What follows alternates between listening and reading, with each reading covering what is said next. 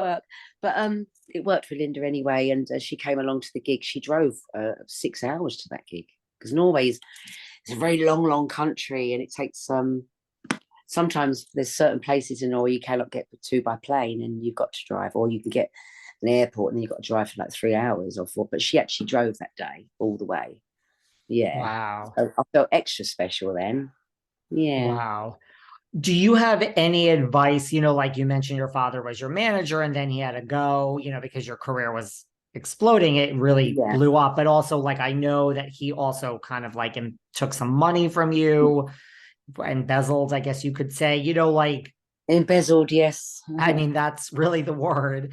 Like, so you've learned things, right? It's a tough business. Like, do you have any like hindsight, any regret? Like, what advice would you give to your earlier self starting out in the business or anyone just now? Because you hear about things where managers like that. I mean, this was your own father, but you do hear about this all the time in the business. Yeah, we do. I mean, you look at Britney and Lindsay Lohan, and I'm sure Lindsay Lohan had rubbish, like a load of rubbish with her parents and stuff. I can't remember if it's her mum or her dad.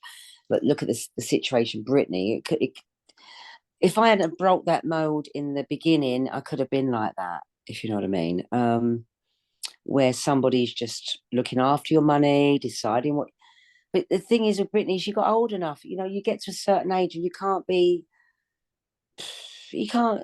you're not a baby all your life, and parents sometimes don't see that child of theirs growing up.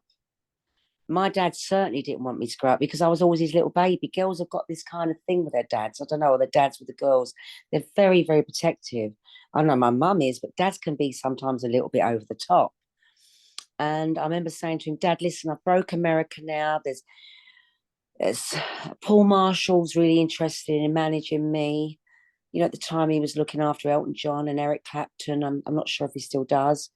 And my dad would have none of it. He did not let me want to go. He did not want to let me go. And it got far bigger than the modeling. This is not just the phone was ringing anyway for the modeling. It wasn't a difficult job to manage me, just to make sure the contracts was all right, all that.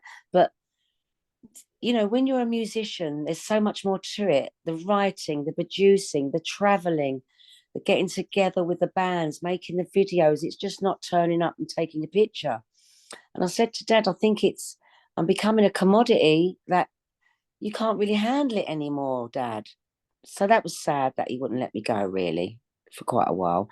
And in the end, I had to sue my own father because he wouldn't even let me have access to my own money. And I was like, I had to be very strong, put it that way, very, very strong.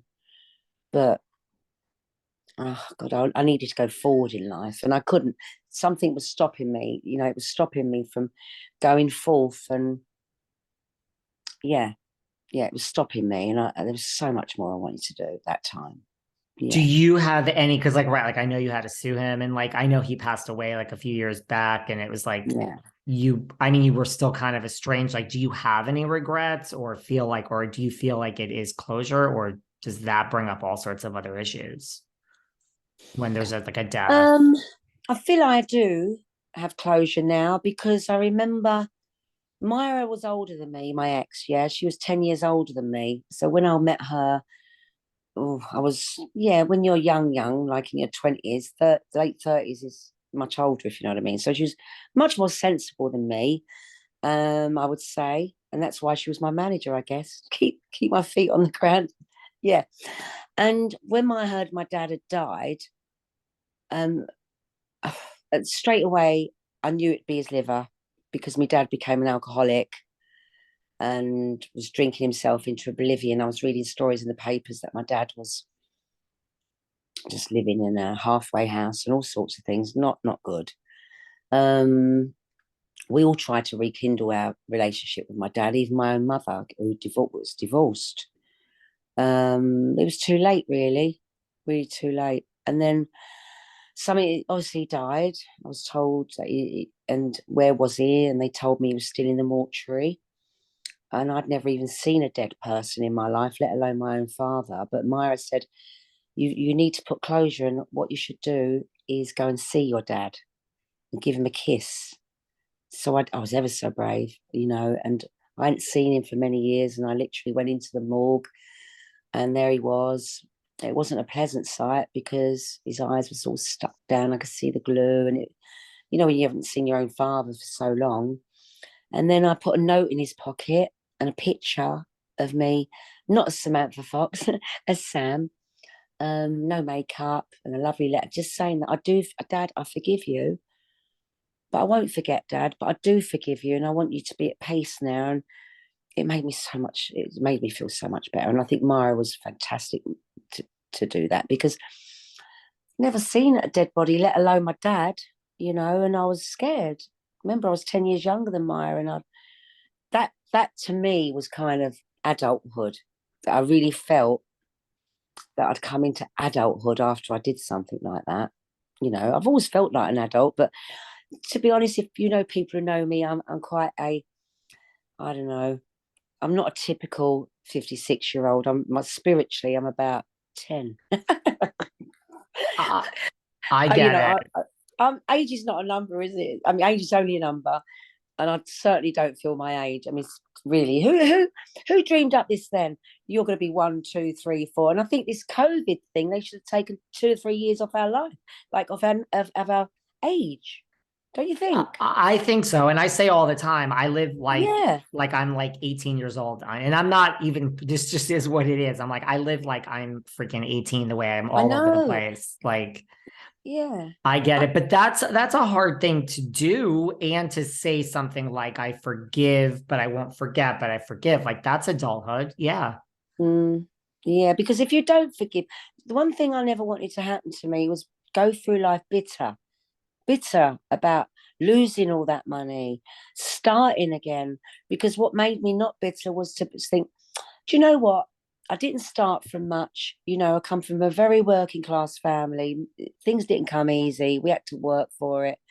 And I thought to myself, well, I more or less lost everything, and my dad looked after my money. And discovering I had 26 bank accounts, I didn't have a clue even where they were. So I kind of started again. And I said to myself, well, I started from nothing before, and I can do it again. And that again, finding a new little flat. I didn't have the money to buy what I was used to, obviously. I was a very lucky girl to have what I was used to. But no, I came from a little flat when I was a young girl. So I got another flat. It's just a 1-bedroom flat. And at the beginning, all the press were coming around, what's happened to Sam Fox? And they didn't really know that all my money had been stolen by then. And then obviously it came out in the papers because of the lawsuit. Taking your dad to court is not what I wanted to do at all, but I had to get on with my life. I had just about somewhere to live. So no, I'm really proud of myself that I picked myself up, dusted myself down, and got on with it. Just got on with it. And Yeah. the whole Britney thing kind of, you had visions of like, this could have been me if